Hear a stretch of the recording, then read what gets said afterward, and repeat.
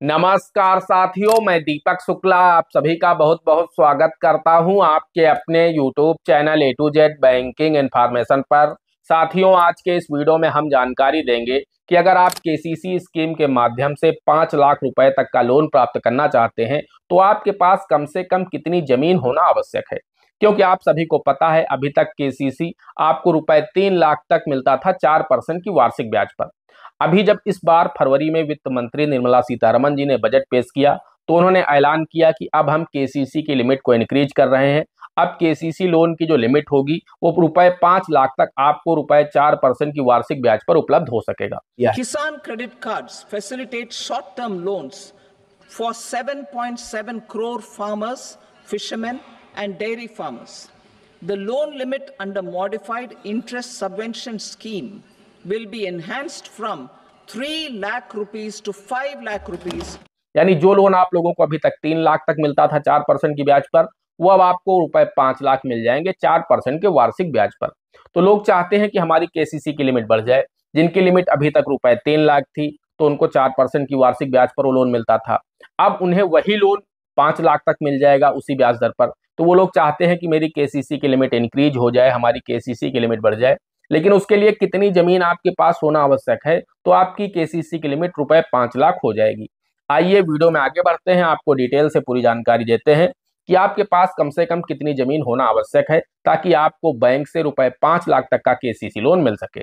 लेकिन उससे पहले आप सभी लोगों से मेरी एक छोटी सी रिक्वेस्ट है, वीडियो पसंद आ जाए वीडियो को एक लाइक कर देना। चैनल पर नए हैं, पहली बार आए हैं, इसी तरह के वीडियो आगे भी देखना चाहते हैं तो हमारे इस channel A to Z banking information को सब्सक्राइब करके साथ में बेल आइकन को जरूर प्रेस कर लीजिएगा, ताकि जैसे हम इस तरह का कोई भी दूसरा वीडियो अपलोड करें तो उसका नोटिफिकेशन आपको सबसे पहले मिले। चलिए शुरू कर लेते हैं।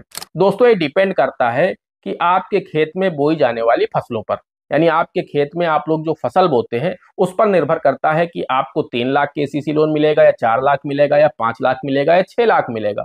जी हाँ, आपके खेत में जितनी ज्यादा लागत वाली फसलें बोई गई होंगी उतना ज्यादा आपको केसीसी लोन मिल जाएगा। वहीं अगर आपके पास मान लीजिए जमीन ज्यादा है लेकिन आपके खेत में जो फसलें हैं वो कम लागत वाली हैं तो आपको केसीसी लोन कम मिलेगा। लेकिन जिसके पास जमीन कम है और उसके खेत में जो फसलें बोई जाती हैं वो ज्यादा लागत वाली है तो उसको ज्यादा केसीसी लोन मिल जाएगा। तो ये जरूरी नहीं है कि जिसके पास कम जमीन है उसको कम ही केसीसी लोन मिलेगा। हाँ, यहाँ पर जो फसलें हैं वो फैक्टर करती हैं। फसलें यहाँ पर डिपेंड करती हैं कि आपके खेत में कौन सी फसलें बोई गई हैं। तो ये देखना होगा कि आपके खेत में अगर अधिक लागत वाली फसलें हैं तो आपको कम से कम जमीन पर केसीसी लोन ज्यादा से ज्यादा मिल जाएगा। वहीं बहुत कम लागत वाली फसलें अगर आपके खेत में बोई गई हैं तो ज्यादा से ज्यादा जमीन पर भी आपको कम से कम ही केसीसी लोन मिलेगा। क्योंकि जो आपको केसीसी लोन दिया जाता है उसमें आपको फसलों की लागत का पैसा दिया जाता है। इससे कोई मतलब नहीं होता है कि आपकी जमीन की क्या वैल्यू है, आपकी जमीन की क्या कीमत है, इससे कोई मतलब नहीं होता है। मतलब होता है तो सिर्फ और सिर्फ फसलों से होता है। आप जो लेखपाल के माध्यम से खसरा बनवा करके देते हैं केसीसी बनवाते समय, उसी खसरे में फसलें लिखी होती हैं। उन फसलों के आधार पर ही बैंक आपकी केसीसी की लिमिट तय करता है। अब उदाहरण के लिए मुझे कोई एक डिस्ट्रिक्ट लेना होगा तो हम आपको आसानी से बता पाएंगे कि कम से कम 5 लाख रुपए का लोन कितनी जमीन पर मिल सकता है। तो जैसे मैं उत्तर प्रदेश के कन्नौज जिले की बात करूं तो यहाँ पर मान लीजिए एक किसान है जिसको 5 लाख रुपए का केसीसी लोन चाहिए।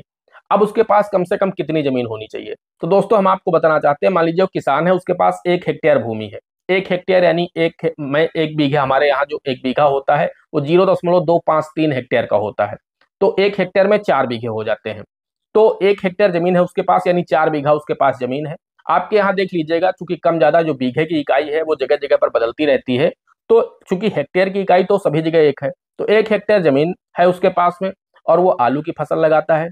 इसके साथ ही साथ वो धान भी बोता है और गेहूं की फसल भी तैयार करता है। ऐसा नहीं वो 3 फसलें लेता है साल में, कच्ची आलू खोद करके बेच लेता है और उसके बाद गेहूं बो देता है, कम दिन वाला जो साठा गेहूं होता है। उसके बाद खरीफ में धान की फसल लगा देता है, तो साल में 3 फसलें लेता है। उसने अपने खसरे में तीनों फसलें लिखवा करके केसीसी के लिए आवेदन किया।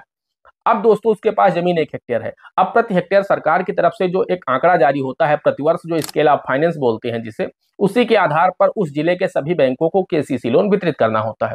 ये पूरे देश में हर जिले का जो स्केल ऑफ फाइनेंस होता है वो अलग अलग होता है। उसमें फसलों की लागत लिखी होती है कि इस वर्ष इस जिले में फसलों की लागत क्या रहने वाली, उस जिले में जो भी फसलें होती हैं उनकी क्या लागत रहने वाली है, वो अलग अलग होती है। प्रतिवर्ष वो घटती बढ़ती रहती है। तो अगर हम इस वर्ष 2025-26 की बात करें कन्नौज डिस्ट्रिक्ट में, तो आलू की लागत है 1,65,000 रुपए प्रति हेक्टेयर।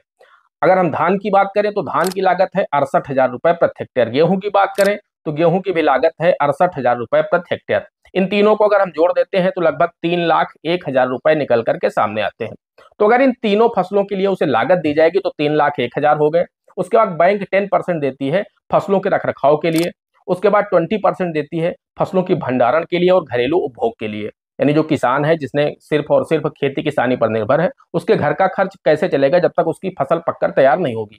तो बैंक 20% अमाउंट देती है लिमिट का कि उसके घर का खर्च चलता रहे, घरेलू रखरखाव के लिए उसका जो कार्य है या फिर फसलों का भंडारण करना है, तो इसके लिए 30% अमाउंट उसे अलग से मिलता है। 20 और 10 30% अमाउंट हो जाता है।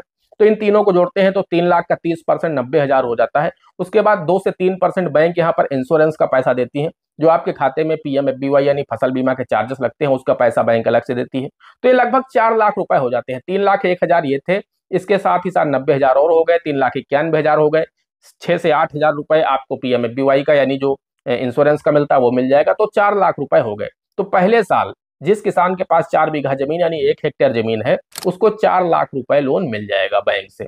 वहीं सेकेंड ईयर की बात करें तो 10% लिमिट बढ़ जाएगी, तो ये 4,40,000 सेकेंड ईयर हो जाएगी। इसी तरह से 5वें साल जो फाइनल लिमिट होगी उसकी, वो लगभग 5,80,000 रुपए होगी। यानी जिस किसान के पास सिर्फ 1 हेक्टेयर जमीन है और वो 3 फसलें अपने खेत में बोता है, उसको 5,80,000 फाइनल ईयर लोन मिलेगा और पहले साल 4 लाख मिलेगा। वहीं अगर उसे 5 लाख पहले साल चाहिए तो उसके पास कम से कम, अगर हेक्टेयर में बात करें तो 1.253 हेक्टेयर यानी 5 बीघे जमीन अगर होती है इसके पास, तो इसको 5 लाख रुपए का KCC लोन मिल जाता पहले साल। और फाइनल ईयर की बात करें तो फाइनल ईयर इसका जो अमाउंट बनता जाकर वो लगभग 6.5 लाख से 7 लाख रुपए के बीच में जाकर के बनेगा।